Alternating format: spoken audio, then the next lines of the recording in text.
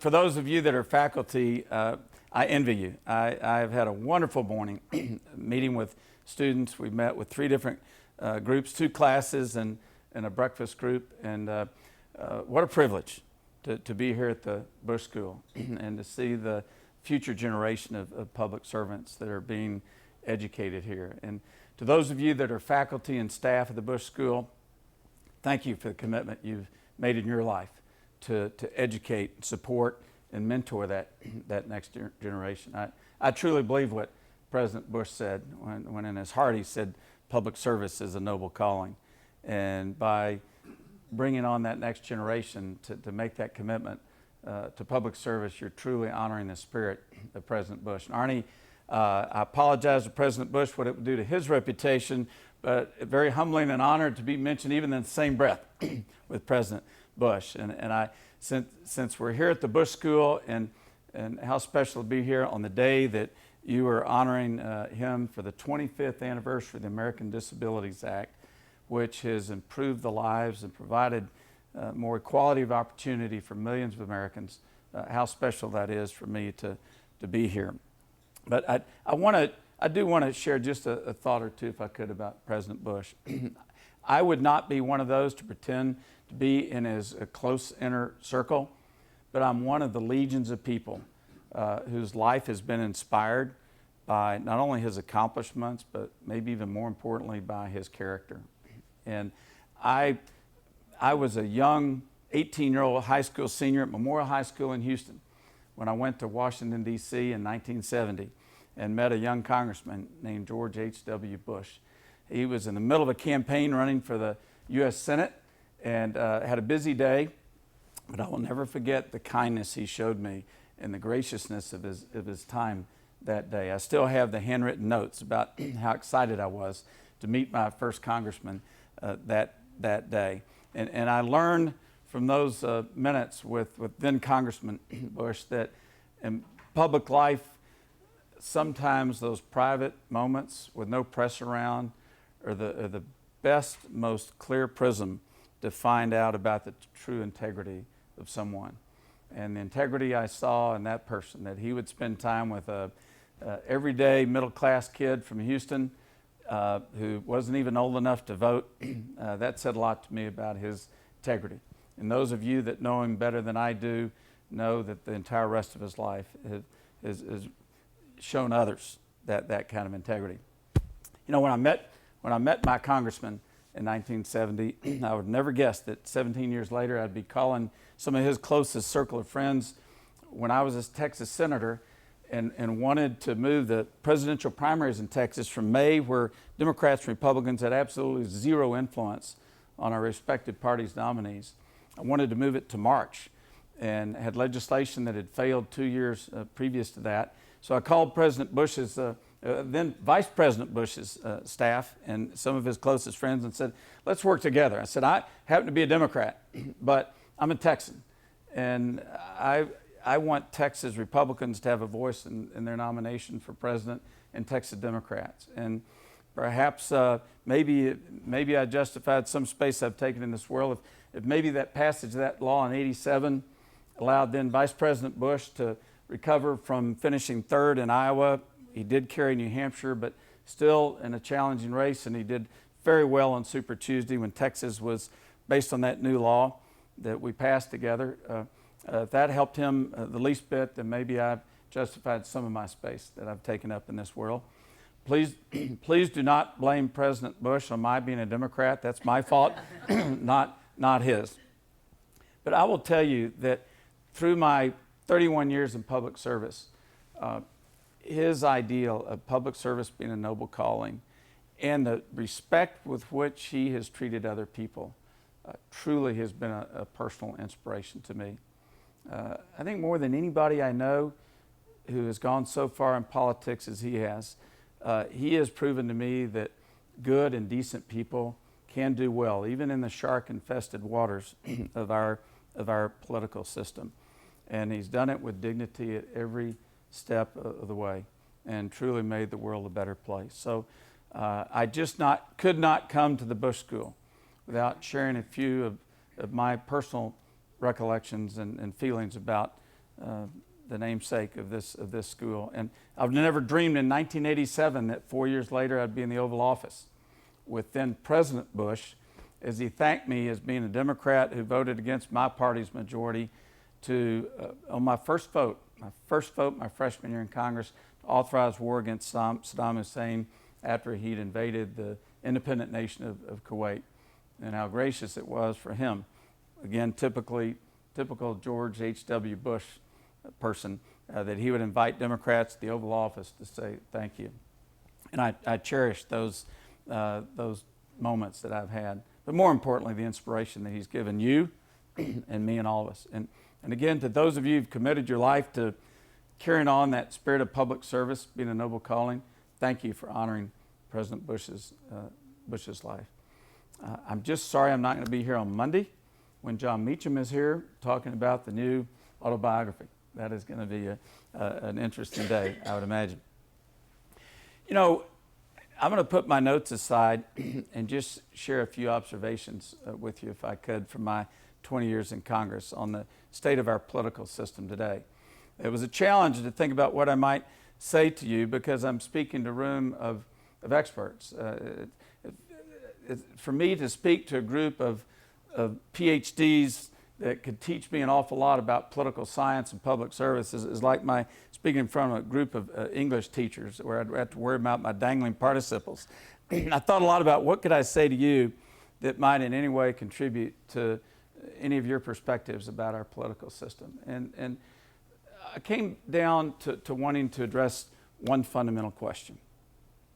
And that is, why is it that we have such a harsh partisan culture, political culture in our nation's capital? And what are the consequences of that? I don't come to you with simple answers on how to solve that problem.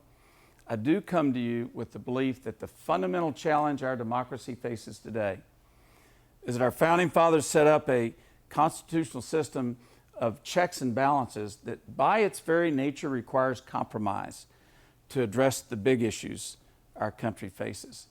And yet we are having parliamentary elections and parliamentary voting, almost straight line voting in Congress, and many of our elections today for Congress are almost on a party line basis. The fundamental question I think we've got to ask, those of us who care deeply about our country's political system, is can you make a system of checks and balances work when you have parliamentary elections? I'm not sure. There's some real challenges. Those two don't fit very well together. What I thought I'd try to hopefully contribute is the answer to the question that many people ask me. They say, Chet, you were there for 20 years. Why is there so much hard-edged, harsh partisanship? And this is my best shot. 5 or 6 factors that I would share with you based on my time in Congress. And I don't have a monopoly on wisdom, but these are just simply one person's observations. And I think it's important to try to understand the cause of the partisanship, because I've always felt the first crucial step in solving a problem is understanding the nature and causes of that problem. Here are my thoughts. Point number 1. Congress is divided along partisan lines because we as a country are increasingly diverse in our religions, our politics, and even our partisanship. We're a complex, diverse society and getting ever more so every day. And yet, I think we ought to celebrate that fact as being a celebration of our freedom. I cherish the fact we live in a country, thanks to servicemen such as George H.W. Bush in World War II and all those who served our country nobly since. I'm grateful we live in a country where we truly have freedom of religion, freedom of speech, and freedom of association. We ought to celebrate our differences of opinion. Instead, too many people these days would demonize those who think differently from them. On my side of the aisle, I've got to believe Hillary Clinton made a mistake I hope she regrets when she said in the last Democratic debate that Republicans are her enemies. Republicans aren't her enemies, and Democrats shouldn't be Republicans' enemies. I am disappointed that we have a leading presidential candidate on the Republican side, Donald Trump, who thinks it is okay to fail a standard of decent, good behavior we'd ask of any first grade child in America. When he says, if you disagree with me, you are stupid and you're a loser. Or if you're really putting him at risk, you're a stupid loser, which I think he did today regarding Dr. Ben Carson, a renowned surgeon. But I think we ought to celebrate one of our reasons for divisions in Congress, and that's our freedom and our ability to freely express our views. Wouldn't the people of Russia like to be able to celebrate that today? They cannot. The second reason, and I think this is the primary reason in my thinking, is I call it the stovepiping of news. And to go back to when I started with Congressman Tiger Teague right here in College Station, and I offered a job the day Philip and I graduated from G.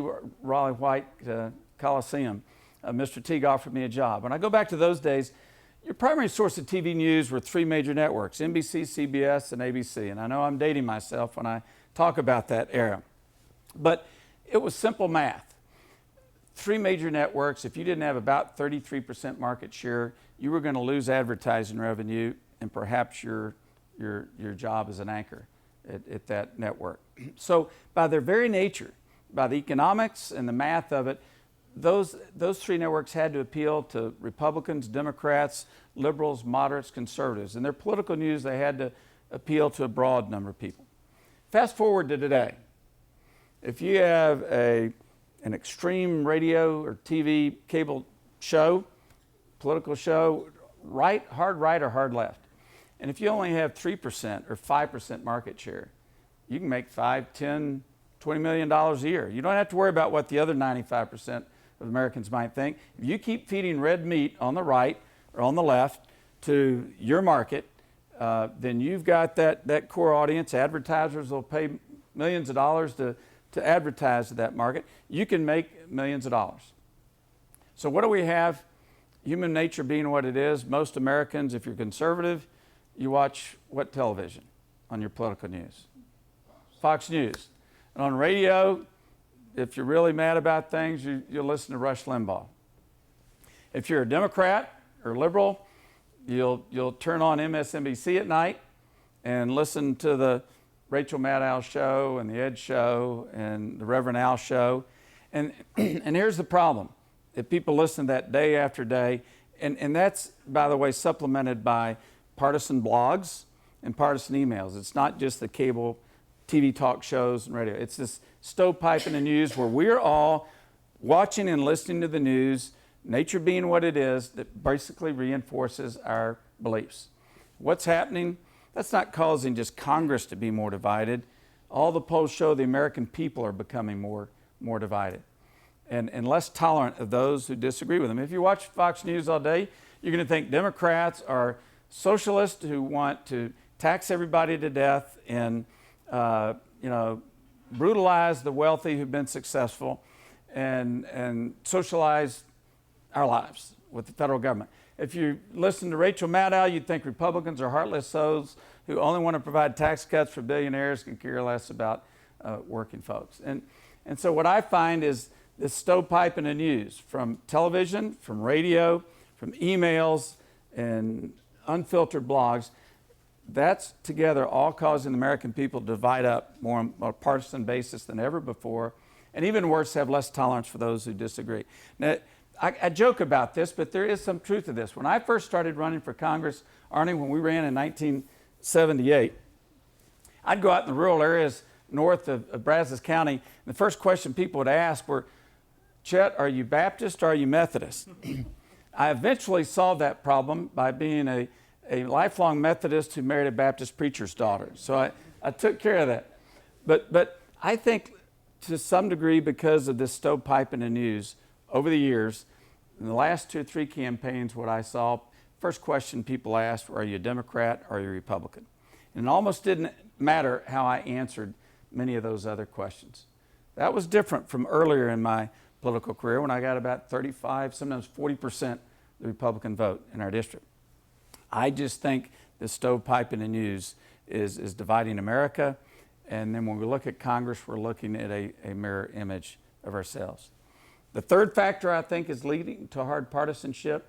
And the ultimate problem of partisanship is you can't have compromise to solve our deficit problem, our national debt problem, our immigration problem, the big issues where we've got to have partisanship. The third reason, I think, is congressional redistricting. And I'll put it this way, it's a rare area where you have bipartisanship that leads to destructive partisanship and redistricting. What do I mean by that? I mean that I think I went through 7 or 8 redistrictings, many of those targeting my district to defeat me. But what happens all over the country is I'm a Democrat and you're a Republican, and I say, look, I've got these 3 communities that are 70% Republican, and they're just killing me. You know, I'm going to give them to you in redistricting, and you let me have your Democratic communities that are giving you a Republican representative a hard time. It's great for the 2 of us. It's not very good for our democracy. Because what we have in the U.S. House today, to a large extent because of congressional redistricting, is a lot of 70% Democratic districts and 70% Republican districts. And if I'm elected from a 70% Democratic district and I want to compromise with Republicans on cutting spending to reduce the deficit, I'm going to get eaten alive in my next Democratic primary. And if you're a Republican and you want to deal with a national debt of $18 trillion, or at least reduce our deficits of over $1 billion a day, if you're from a 70% Republican district and you compromise with President Obama to have some tax increases and even a lot of spending cuts, you get crucified in your next Republican primary. So I think the bipartisan self-serving agreements on congressional redistricting have led to more partisan districts, and I think that's made it difficult to make compromises in Congress. The next factor I would throw in is big money. You don't find a lot of political action committees dedicated to raging moderates. You find political action committees that are focused on, you know, the Republican Party or the Democratic Party or the far right or the far left or some very, very narrow special interest group. And funding was already going up in campaigns. Arnie, we spent, about $85,000 in our race against Phil Gramm, where I lost by 122 votes and 0.2% of the vote. So we almost won with $85,000 in 1978. Fast forward to my last 3 elections, and I spent nearly $3 million in each of those races. And I think what it's doing increasingly so is forcing candidates to be completely loyal to organizations that have large amounts of money. Here's an example in my case. I used to work with labor unions on work safety issues, issues I thought that were trying to provide fair standards for everyday working people. But I always felt that ultimately working people would be better if we had international trade. And so I voted for NAFTA, and I voted for the China trade agreement.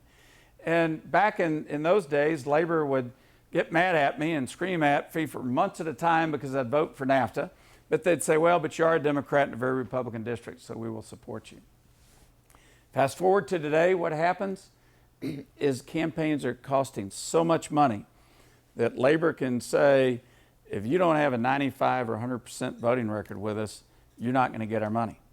And so in the last vote for Free Trade Authority to give President Obama a chance to negotiate an Asian trade deal, only 28 Democrats in the entire U.S. House voted to give their own party president the authority to trade. Under Clinton, it was 40%. I think big money has had a huge influence on that. And it's happening right and it's happening left, with, again, a dearth of raging moderate political action committees. I think the Citizens United Supreme Court case exacerbated. It just opened the floodgates for big dollars to go into politics. And I'm not a lawyer and I'm not a constitutional authority, but I think in terms of the impact on our political system, the Citizens v. United case, the Citizens United Supreme Court decision that said groups can give unlimited amounts of money to campaigns, in effect, I think that was destructive to the core of our very political system. One of the worst things about it is that 3 New Yorkers could form an organization today called Texans for Better Government and run horribly negative TV ads in Central Texas saying Congressman Flores, is a horrible human being for the following reasons.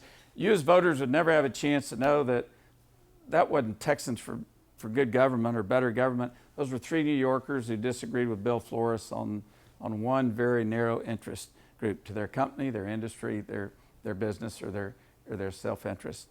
So I don't know that any one of these issues alone has created the partisan divide in Washington, D.C., but I think the combination of all of those, stovepiping of news, the big money that is out there, all of the factors that I've talked about are leading to a Congress today far different from the one I went to in 1991. If I were to do it visually, I'd say we had a Republican Party here and a Democratic Party here, and a lot of moderate Republicans from the Northeast in the middle, and a lot of moderate Democrats from the South in the middle. They were kind of the bridge between the two parties that helped you pass appropriation bills and keep government from being shut down and preventing the threat of defaulting on the national debt, which for the first time, if that happened in our history, would be devastating, I think, to our standing in the world and to our economy. Now what we have, instead of a party here and a party here, moderate Northeast Republicans and moderate Southern Democrats, you got a Republican Party here, a Democratic Party here, and very, very few in between. What's the end result?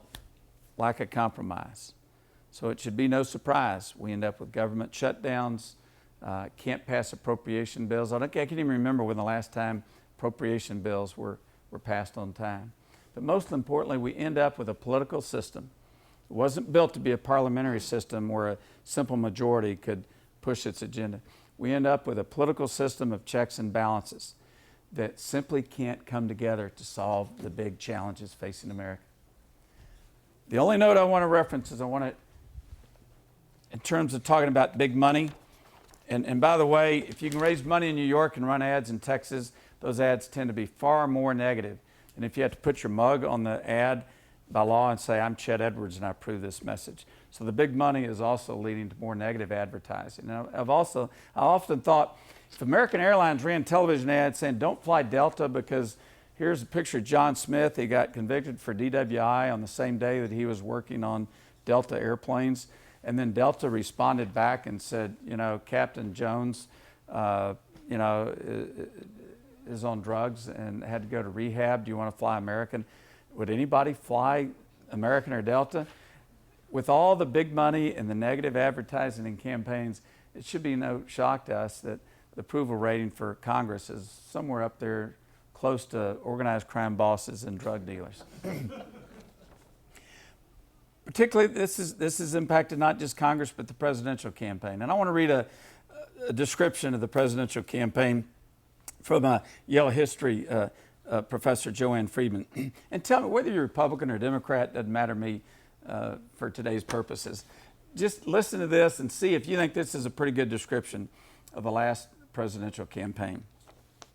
Nasty political mudslinging, campaign attacks and counterattacks, personal insults, outrageous newspaper invective, dire predictions of warfare and national collapse, innovative new forms of politicking, capitalizing on a growing technology, angry, dirty, crisis-ridden contest. Now, regardless of who you voted for it, you think this is a pretty good description, fair description of the last two presidential elections? I'd agree with you. I'd nod, yes, it does.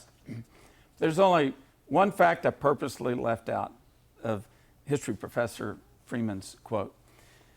She was not talking about the 2008 to the 2012 presidential election. Any historians here want to guess what presidential election she was describing? 1800. Probably would apply to those elections too. Professor Freeman was describing the presidential election of 1800 between those esteemed founding fathers, Thomas Jefferson and John Adams. My point is that in every generation, there have been cynics who've said America's not going to make it. There have been those who say, if we don't elect my choice for president, America is just not going to make it to the next generation. My point is that politics has always been a rough and tumble sport, as the political scientists in this room know better than I do. I can't help but smile to just show you how bad it was and how partisan it was back then. The Miller Institute at the University of Virginia came across this editorial right in the middle of that campaign, predicting what would happen to the United States of America if Thomas Jefferson were, God forbid, to be elected president. With Jefferson as president, murder, robbery, rape, adultery, and incest will be openly taught and practiced. The air will be rent with the cries of the distressed, the soil will be soaked with blood, and the nation black with crimes. Well, guess what? Mr. Jefferson won that election, and not only did robbery, rape, and incest not become prevalent across the country because he was sitting in the Oval Office, he did a pretty good job, and good enough that we now have a beautiful memorial dedicated to him on a tidal basin prominently in our nation's National Mall. And my point is that I have great concerns in the short run about the harsh partisanship and the lack of respect for others who disagree with our personal views in Washington, D.C. I have great concern about the lack of compromise as a result of that harsh partisanship and the factors I mentioned that I think have led to it. And I don't see a simple short-term solution. But in the long run, I'm not one of the cynics who would have predicted in 1800 America would not make it if Thomas Jefferson were elected. In the long run, I have enormous respect for our founding fathers. Their brilliance and understanding. We would not be governed by angels. We would be governed by fallible men and women in public service. And so they built that system of checks and balances. And I think it's worked. And to me, as I say to students here and wherever I have an opportunity to meet with young people, I say perhaps the best evidence that all is not wrong in our democracy is our immigration problem. What's our immigration problem? Is that we have so few freedoms and opportunities in this country that millions of Americans are lining up at the borders in long lines waiting to leave and never get back? Obviously, that's an absurd notion. What is it? It's just the opposite. It's that millions of people all across the globe would revere the opportunity, cherish the opportunity to raise their children in a country that has the freedoms and opportunities we do. So if I had a passion in meeting with Bush School students, it would just be to salute you for going against the grain, not becoming a cynic about our democracy, understanding it's imperfect and it's led by imperfect people. But in the whole scheme of things, it's still the greatest democracy, I think, in the history of the world. And my final note is, I again want to salute you as students who've made that choice, that independent choice to not listen to the siren song of the cynics and to choose to dedicate your life to public service, the noble calling that President Bush referenced. I salute you for that choice. And to those of you as professors who've made the decision to commit your lives to public service on important issues and to teach the next generation, I salute you. And that's why I'm so grateful, Arnie, to have this opportunity, this privilege today to be here at the Bush School that is named after someone who had a vision of a kinder, gentler nation. And wouldn't we be a better country today if we had had the wisdom to carry out that vision of a kinder, gentler nation? But I hope the Bush School will be at the vanguard because of its name, to honor President Bush. I hope you'll be at the vanguard of teaching Republicans, Democrats, Independents, be passionate about your views, be passionate about public service, but be respectful to fellow Americans that think differently. Because that's what democracy is all about, isn't it, at the end of the day? You've been very gracious to let me share one person's observations about this complicated, fascinating, frustrating, interesting, but beautiful democracy of ours. Thank you for giving me that opportunity. And Arnie, if we have a few moments for questions, I'd be happy to. Yes, we happy to address do. any questions So, if anybody does. This is your chance. Yes, ma'am. Yes. I have a question. I'm curious, what's your opinion on some of the European styles of coalition governments? You know, I don't pretend to be an expert on European coalition governments, but it makes me tend to support our system of a two-party system where instead of breaking up into multiple narrow interests, and to get elected, you've got to go out and appeal to enough of those narrow special interests to have a slim majority to govern. I like the general idea that we have a two-party system where, at least by historical standards, the party that wins the presidency is the party that is perceived as the more moderate party. And the party that loses, whether it's Democrats when we're perceived as too liberal or Republicans as too conservative, is the party that gets out of the mainstream. And the challenge of each party is to not get pulled by their core voters so far to the right and the left that it's just simply impossible for them to win a national election. And by the way, I'd add to those factors, low turnout in primaries is also driving this division. If you only have 15 or 20% of Democrats voting in Democratic primaries, 15-20% voting in Republican primaries, guess what? You're going to get people like in Europe that are elected based on who appeal to very narrow special interests that wouldn't have had that much power if 80% of the voters had gotten out and voted. So, and I do not want to go to a parliamentary system, even though we're having parliamentary elections. I mean, in the 2010 election, you know, there were county treasurers all over the country that were defeated because they were the party of Obama. In Waco, you know, that parliamentary election was such that we had a treasurer who just won a statewide award as the best treasurer in the state of Texas. And another person, I think, who'd been a part-time clerk at Target for some short period of time. And the person who won the statewide award as the best treasurer in Texas lost that election because voters just voted straight down the party line, which they didn't used to do when, in at least the first 3/4 of my political career. What do you think? How would you compare our system to European systems? Well, it's pretty hard to change systems, but I like the idea of having to kind of work with other parties more and to have more parties out there to kind of focus on the things that are most important to them. It kind of splits it up a little bit more. Instead of having each party having their stance, a binary stance on every single issue, you have multiple parties. But I mean, you can't switch the system over like that. It's just different things work for different nations.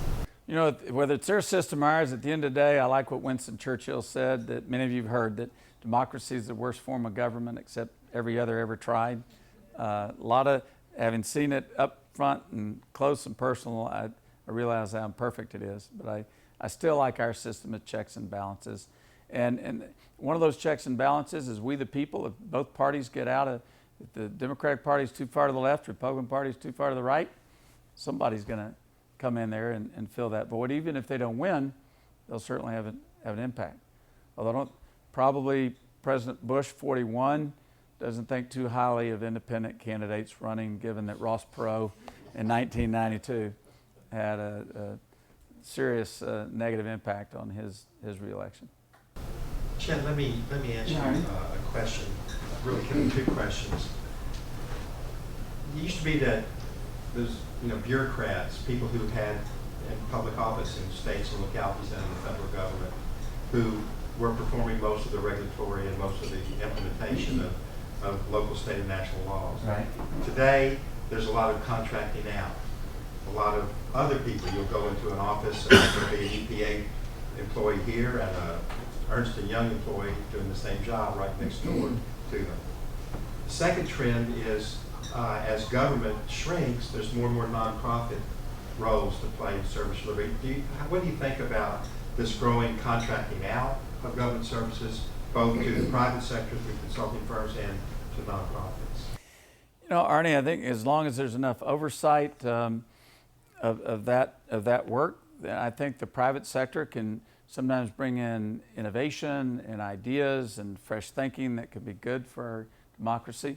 So inherently, I think it can be a good system. I think realistically, we're going to see more of that, not less. If you poll American people, the idea of adding hundreds of thousands of federal employees probably doesn't go over very well. I will say to the students at the Bush School that it provides a tremendous opportunity. You don't necessarily have to be a federal employee to be committed to public service. You can work for a think tank, you can work for a nonprofit, you can work for a private business or a corporation that is contracting with others. I'm involved with a company right now that is fundamentally changing the VA healthcare system.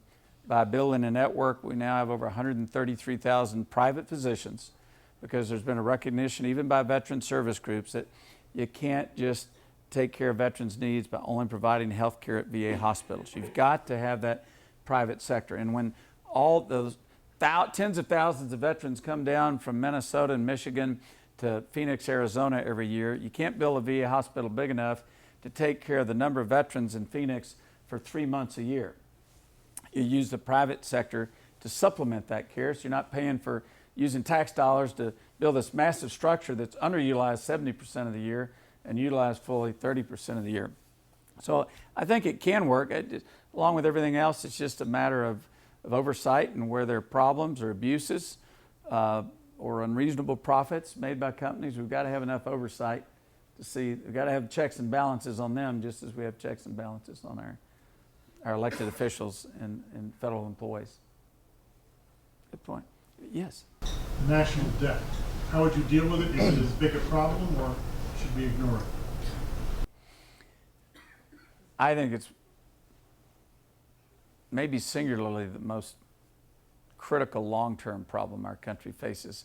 Because if we don't get that right, take a look at Greece, you begin to even lose your social fabric in a country. I think the proudest time of my time in Congress was when in the 1990s we had a balanced budget, we had a surplus.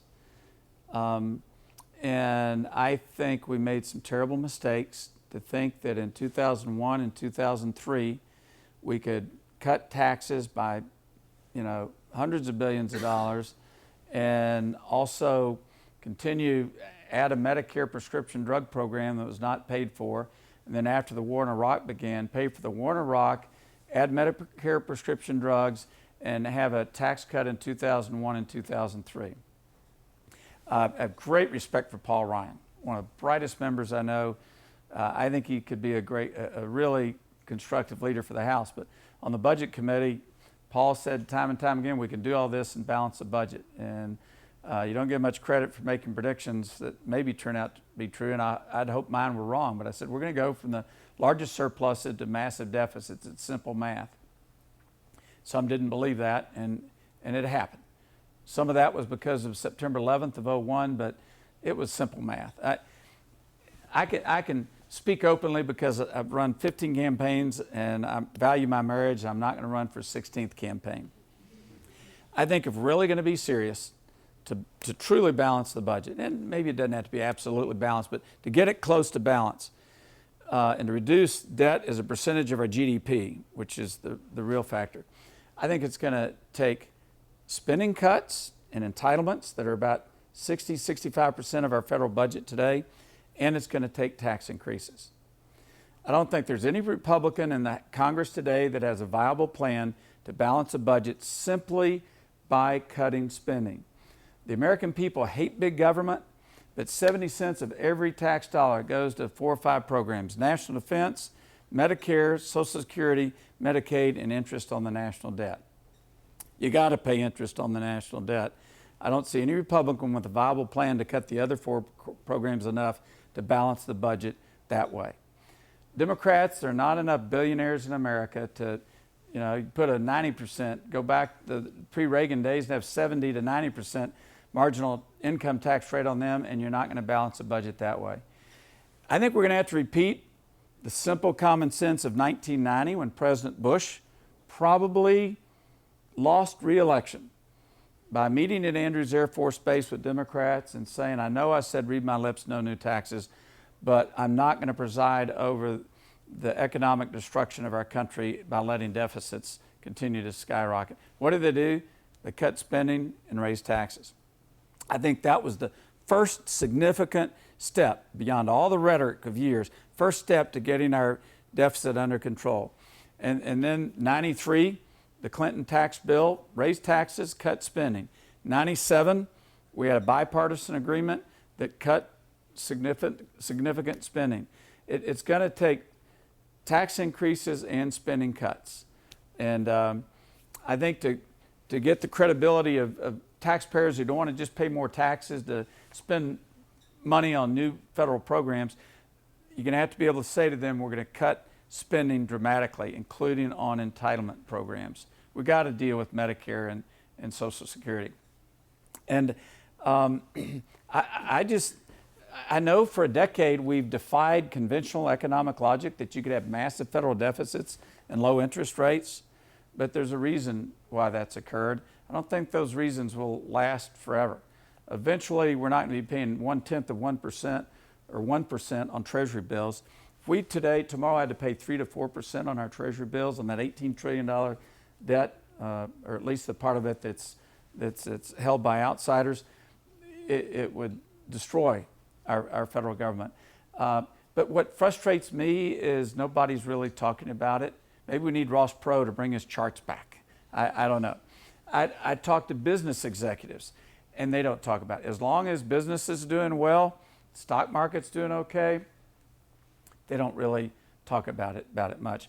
I think where I'll fault President Obama is I think there was a window of opportunity. When you had Tom Coburn of Oklahoma, as conservative as you can get, senator, and you had Dick Durbin of Illinois, one of the more liberal Democrats in the U.S. Senate, signing off on the bipartisan budget agreement with White House involvement, there was a glimmer of hope that I could look at my children's face and feel good that maybe we're going to come up with a long-term plan. Entitlement reductions, tax increases, and we can bring down these horrific deficits. That failed. Paul Ryan walked away, and the president, I don't think, used capital as he should have to really get Democrats to stay committed to that. I hope it won't take a massive drop in the stock market or a Greece-type situation to get Democrats and Republicans in Congress to come together to deal with the deficit and get back to where we were in the 1990s. But we got to stop having people Democrats are promising all these, love Bernie Sanders. I went to Congress together with Bernie Sanders in 1991. If you put a price tag on everything he's promising, you'd sink us very, very quickly. Still got Republicans, even though we got $1 billion a day deficit, talking about more tax cuts. There's no free lunch. And we just need some candidates who will be honest about it. But it's hard to win your nomination for president as a Democrat saying I'm going to reduce entitlement spending. It's hard to win the Republican nomination for president by saying I'm going to raise anybody's taxes. And so where are we in no man's land? But it may take outside forces to drive the stock market down to finally get us to act. Kind of like the same kind of forces that but certainly encouraged me to vote for the bank bailout. I hated voting for the bank bailout. But I did it. I'll never forget President Bush 43 on Air Force One said, Chet, I need your vote. We were flying to Waco. Need your vote, but I smiled at the time how wise he was. He said, but I want to warn you, Chet. He said, nobody's going to thank you for this vote. And in my next election, it was an awful lot of 30-second TV ads. But Congress took action because we had to. The economy, capital markets were freezing the economy. We were looking at perhaps a second Great Depression. I hope we don't have to get to that point before Democrats and Republicans will come together to deal with the deficit. And for the students here, you need to be more concerned about the deficit issue than someone my age, because it's going to impact your future and your life and the level of taxes you pay. Not to help people get a college education, but just to simply pay the interest on the debt. I think we have time for one more question. Dr. Collins? You served under a lot of speakers. John Boehner seemed to be a pretty weak speaker, and it seems like Paul Ryan has had to make a number of promises to reduce the prerogatives of the speaker just to get into the office. How do you view the role of the speaker, and the organization of the House if the Speaker's prerogatives are reduced? Maybe the toughest job in Washington. It's like trying to herd ranch cats. Now, I don't know if any of you grew up on a ranch, but trying to herd ranch cats is a very difficult thing to do. John Boehner is a decent guy. John and I came to the House together, along with Bernie Sanders in 1991. And John's fairly moderate, but he was increasingly unable to control the Tea Party faction in the House that's been elected in 2010, 12, and 14. And the straitjacket Paul Ryan is putting on himself, incredibly bright guy. I had dinner with him a couple of weeks ago.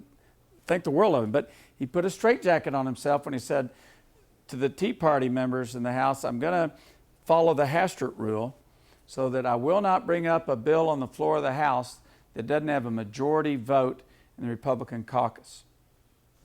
If that rule had been in place 2 or 3 weeks ago, when Boehner passed the budget bill, we might have had a shutdown in the federal government and a default this month, a default for the first time in American history on our national debt. So my question to Paul is, as brilliant as he is, and he is, as articulate as he is, and he is, how are you going to deal with these issues if, for example, in 2017, a majority of the Republican caucus in the House won't vote to raise the debt ceiling? What are you going to do? Maybe Paul's smart enough to earn their trust on other issues between now and then. I'm disappointed he had to make the promise that we're not going to bring up immigration reform over the next year and a half.